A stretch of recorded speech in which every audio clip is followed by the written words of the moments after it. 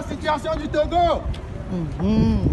Pourquoi vous ne soutenez pas le peuple togolais qui demande le changement en sa tête? Pourquoi est-ce que la France continue à cautionner, à armer un régime liberticide?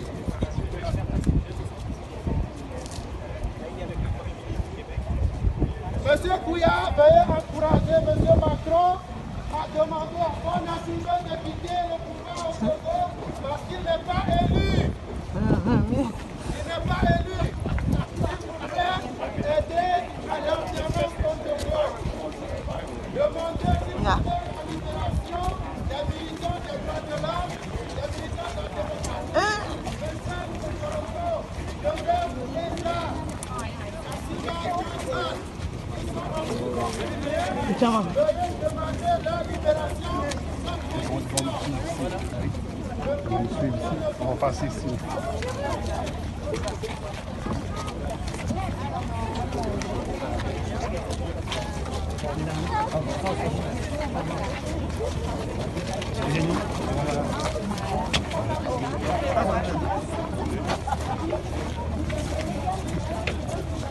Non, je pourrais pas ici là.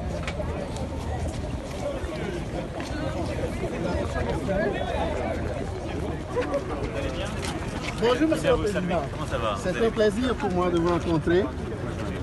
Je suis venu avec mon compatriote pour vous demander de soutenir le peuple togolais dans ses revendications légitimes, de retour à la Constitution de 92, la Constitution du peuple, de respect des libertés et droits des populations et d'alternance à la tête de l'État. C'est un régime liberticide qui est là depuis 52 ans. Oui, le père avait 38 ans de partage sans partage, de pouvoir sans partage. Et le fils est venu depuis 15 ans.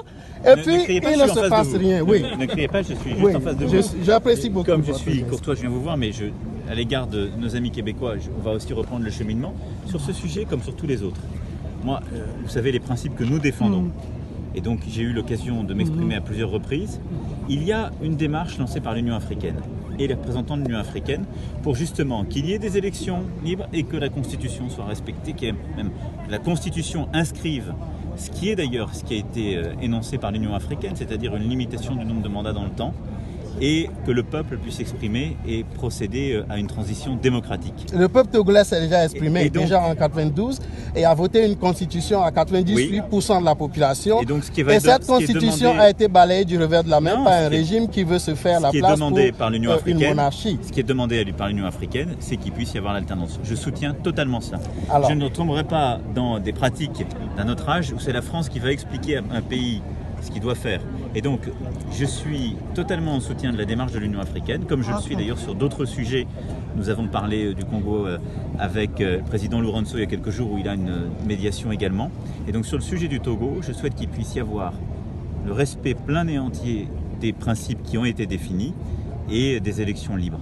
Vous êtes certainement au courant qu'il y a un dialogue qui est en cours actuellement et qui est bloqué par le fait que le régime refuse d'accéder aux revendications des populations, qui ne sont pas compliquées en fait. Faure Gnassingbé, après 15 ans au pouvoir, sans avoir rien fait pour le bien des populations, est rejeté par les populations et il ne veut pas partir et il est en train de faire des plans pour rester et on utilise l'armée pour massacrer les populations.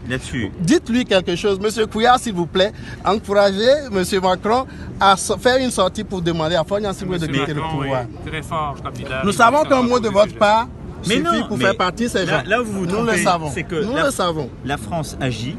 J'agis de manière cohérente depuis le début, c'est-à-dire aussi en respectant la souveraineté de chacun et aux côtés de l'Union africaine.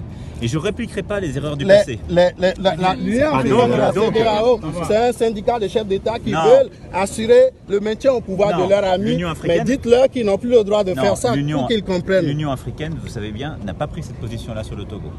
Et la position que vous définissez, c'est la position de la France. Mais je le fais aussi de manière respectueuse des dirigeants et de la souveraineté. Vous êtes un opposant, je vous respecte en tant qu'opposant qui est ici. Nous comptons sur vous pour qu'il parte à la fin, au plus tard à la fin de son mandat, sinon immédiatement qu'il parte. Vous n'êtes pas non plus la voix de tous les Togolais. Non, pas du tout.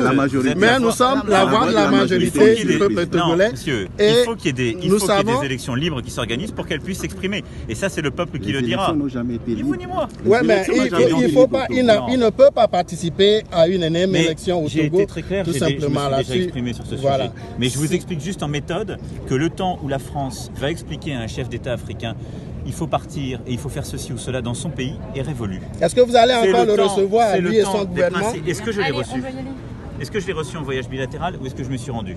Alors, ok, merci monsieur. Il ne faut pas recevoir les Merci dictateurs. beaucoup. Merci.